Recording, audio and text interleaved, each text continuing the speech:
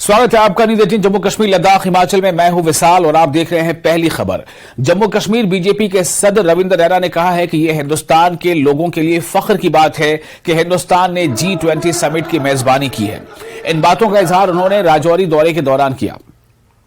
रविंद्र रैना ने कहा कि G20 समिट की कामयाबी का सेहरा हमारे वजीर आजम नरेंद्र मोदी को जाता है और पूरी दुनिया ने हिंदुस्तान के दबदबे को तस्लीम किया है। उन्होंने कहा कि हिंदुस्तान का मुस्तकबिल चमक रहा है और आने वाला वक्त हिंदुस्तान का है।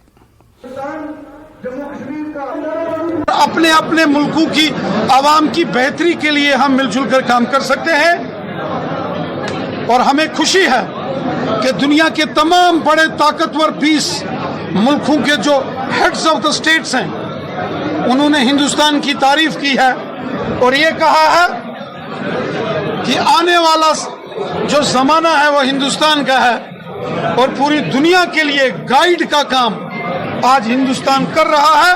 यह हमारे प्राइम मिनिस्टर मोदी साहब और हमारे देश की आवाम की मेहनत है जिसके चलते आज पूरी दुनिया में हिंदुस्तान का डंका बज रहा है। एलजी मनोज सिन्हा ने जिला कुपवाड़ा में बंगस फेस्टिवल का इफ्तिताह किया। एलजी ने कहा कि तरक्की के साथ साथ अमन लाजमी है।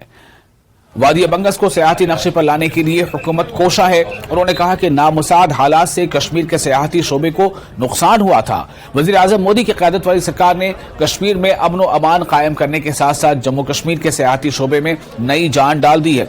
इस साल 1 करोड़ सियाहों ने कश्मीर का रुख किया है। इस मौके पर secretary tourism Syed Abid Rashid, divisional commissioner Kashmir, director tourism, director information, chairman DDC Irfan Pandit पूरी के अलावा लोगों की एक बड़ी तादाद इस मौके पर मौजूद थी।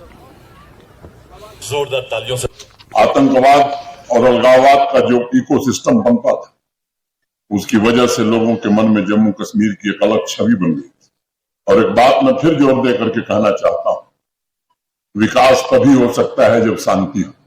शांति के बिना न टूरिज्म हो सकता है न विकास हो सकता है। ये बात सबको अपने जहन में बैठा लेनी चाहिए। और शांति स्थापित करना केवल फोर्सेस और पुलिस प्रशासन का काम नहीं है, ये आम आदमी की भी जिम्मेदारी है, आवाम की भी जिम्मेदारी है कि अमन चैन और शांति कायम रहे। और विशेष रूप से चुने हुए प्रतिनिधियों से मैं निवेदन करना चाहूंगा कि समाज निश्चित रूप से बदल रहा है, यहाँ के लोग भी बदल रहे हैं। कल भारत ने एक बड़ी भारी उपलब्धि हासिल की।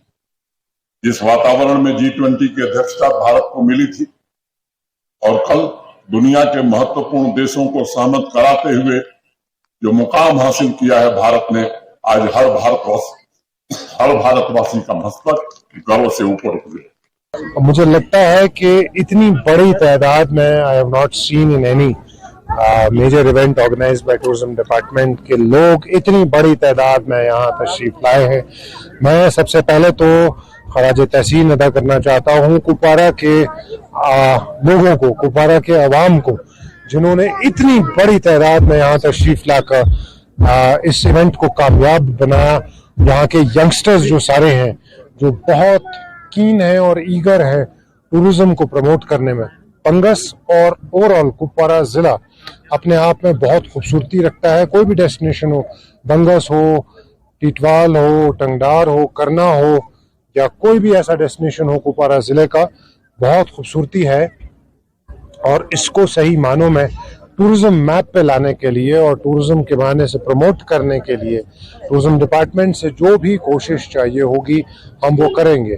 और ज़रूरत इस चीज़ की है कि ये इवेंट बहुत बड़े पैमाने पे बंगस को प्रोजेक्ट करेगा on a national tourism map and I think we should carry this forward. यहाँ इंफ्रास्ट्रक्चर की रिक्वायरमेंट्स हैं जो आने वाले कुछ सालों में मुझे लगता है कि मुकम्मल हो जाएंगी।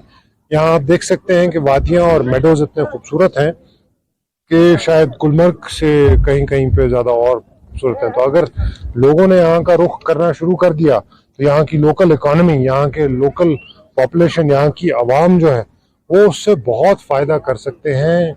और टूरिज्म को सही तरीके से उसका स्पिन ऑफ इफेक्ट, उसका इकोनॉमिक पॉजिटिव इफेक्ट लोगों तक पहुंचेगा और ख़ास तौर पे यहाँ के नौजवानों तक, बच्चियों तक पहुंचेगा।